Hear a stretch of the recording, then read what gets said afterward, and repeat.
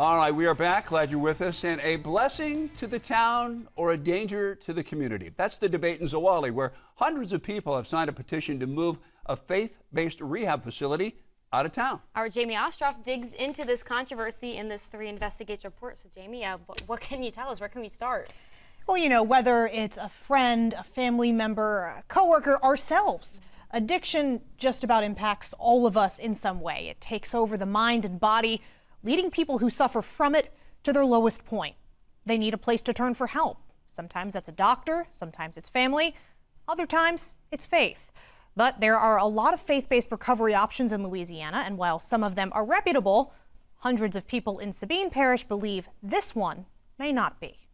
From concerned neighbors, I want to know that my children can play and not have to stay within 3 feet of me in order to be safe. To loved ones who feel cheated. The program did not help him. It did not help him, not one bit.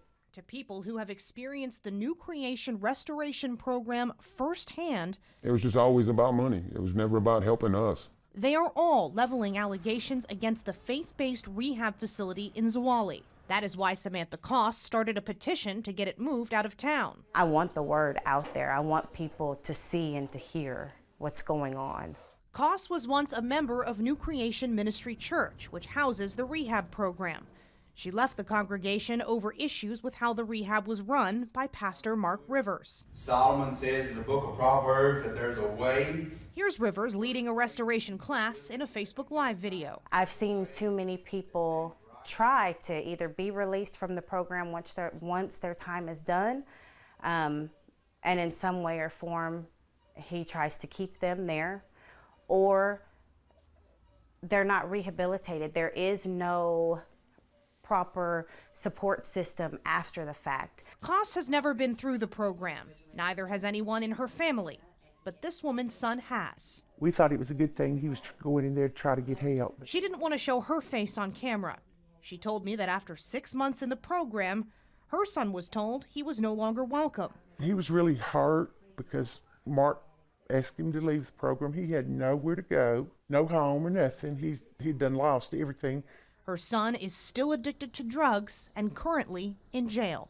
But this man managed to stay sober since he left the program. I didn't believe in the program, but I believed in God and I believed what was being taught to me. He didn't want his identity revealed either. So he may still have supporters out there, and if he does, I don't want him coming taking things out on me. He tells me his time at New Creation also came to an abrupt end after he told Rivers he'd be ready to leave when his 6 months were up. He came to the cabin and he asked me to take a urinalysis test. I said, sure.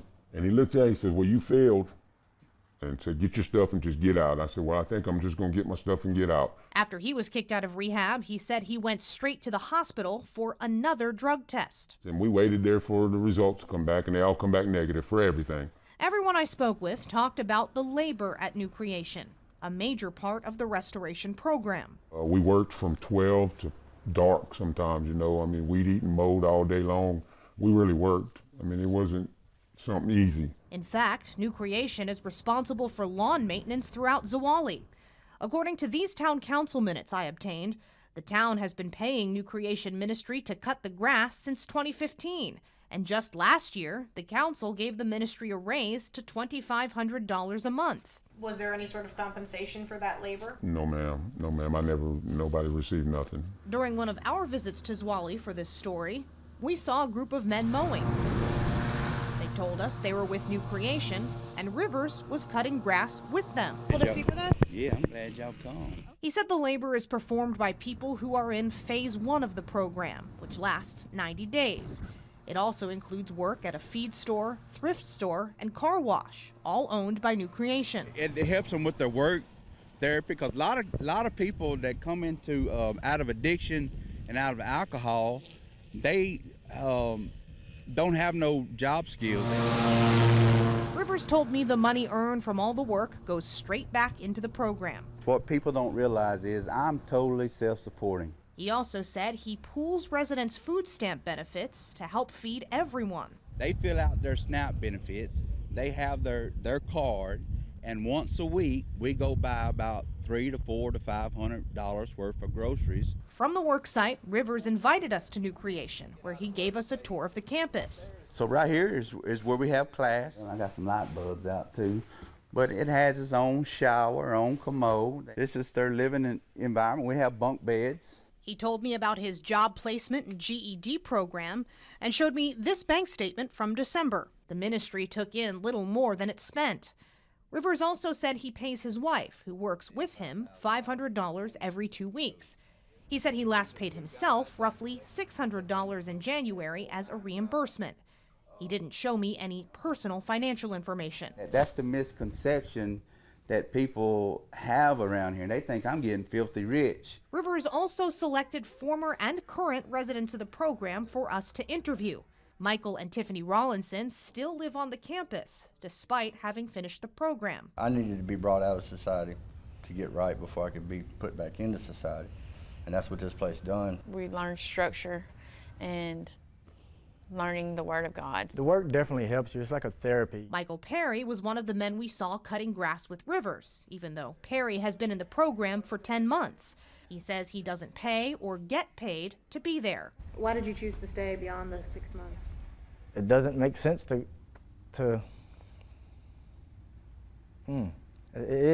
safe haven here. I don't have to deal with people. While the people circulating the petition have asked the town council to look into what actions it could take, the town attorney told me there likely aren't many options. When you get out of one storm, you're going to go into another storm. That's Storms because of life Rivers is just running come a and business go from the property. every day, every week. Why do you think they're saying all these things? Jealousy and envy. It's gossip, it's rumors, because I have done something with my life. We're a blessing to the town. Now, as it happens, this came up at the town council meeting tonight, and the Zwolle town attorney did release a report this evening saying that the town does not have the authority to move or shut down New Creation. The Sabine Parish District Attorney's Office says New Creation is not under investigation. The program is also not regulated by the State Health Department because faith-based addiction intervention doesn't require a license. The business also not in good standing with the Secretary of State's office. Now, to that, Rivers told me it's because he forgot to send in his paperwork. Look, some people seem to like it. Some people seem to not like it, and some people seem to be scared of it. What are we to draw from all of that? I think that's a really accurate assessment. You know, when I came into the story, there was a lot of black and white, good or evil, but then when you look into it more, you just have to take the information that's presented to you, lay it out, and let people draw their own conclusions. All right, I'm sure they will.